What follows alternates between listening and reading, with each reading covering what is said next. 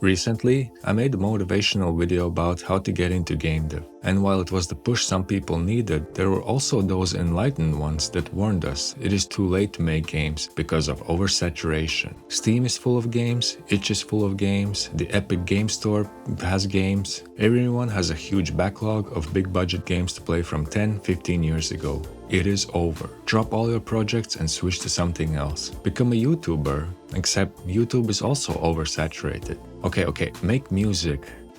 But music producers also face a similar issue. There are songs that have been made 20, 30, hell even 100 years ago that people could listen to instead of new music. The truth is that you could say that about most of these creative spaces. And you know what? I agree with these people 100%, but only if your goal is to make mediocre art. If you plan to upload your hobby project that you've been working on for fun without a real goal and direction, a project that is held together by Cheeto grease and a couple of tutorial videos, then it is definitely over. That is, of course, if your goal was to make money in the first place. No longer can you upload such projects and get some sort of value out of it, unless you're extremely lucky. And it's fine for some people, they just want to make something for fun and then upload it for others to interact with. And it seems that a lot of retro solo projects are inspired by Silent Hill or Resident Evil. Is there a retro horror game oversaturation in general? While there are a lot of such games, most of them can be completed in less than an hour. And often it doesn't even take that long. It's not like these are live services that enslave you for weeks or months. You can go through some of the most popular retro horror games in a couple of weeks. It's not like there is a new potential indie game of the year released weekly. And games do have an expiration date, which seems odd because it's a digital product. But there is a reason why people have a backlog of older games.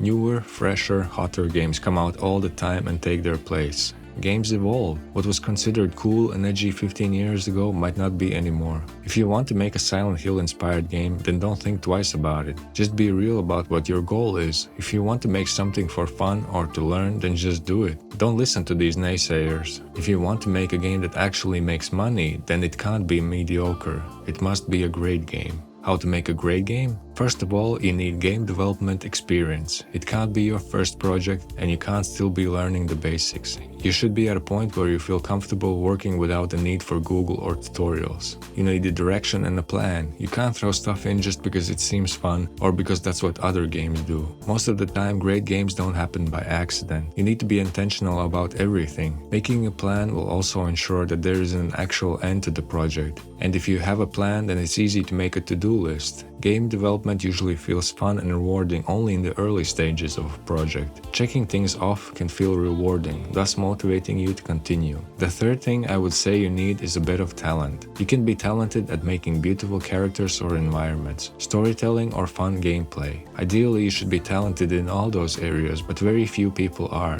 That's where teaming up with someone who complements your skill set is very valuable. If you're working alone, then your talent must shine through. And I don't want to sound like if you have no talent at all, that you can never make a great game, because that's not true. Usually people just haven't figured out what their talent is. And it's not like just because your talent is, for example, character design, that the first character you make is going to look amazing. It still takes time and effort to get better at it, but your ceiling is higher. And even if you haven't discovered your talent yet, you can still develop skills to the point where you don't have to rely on it. It just might take longer. Making something you're passionate about is a lot better than trying to guess what the market wants, in my opinion, because your passion will shine through. So it's better to make a Silent Hill or Resident Evil type game if that's what you really want. Don't do it just because that's what everyone else is doing though.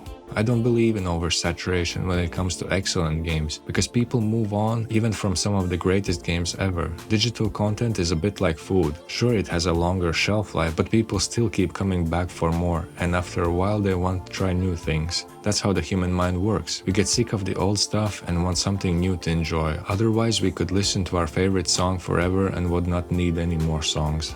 When these people tell others not to make games, I usually think one of three things. It's a bot account that spreads negativity, it's someone who makes games and doesn't want others to do the same because that would increase the competition, or most likely it's someone who has given up. They once had a dream to make a wonderful game and make a living out of it, but it was either too difficult or their first couple projects flopped, and now they feel bitter and unhappy.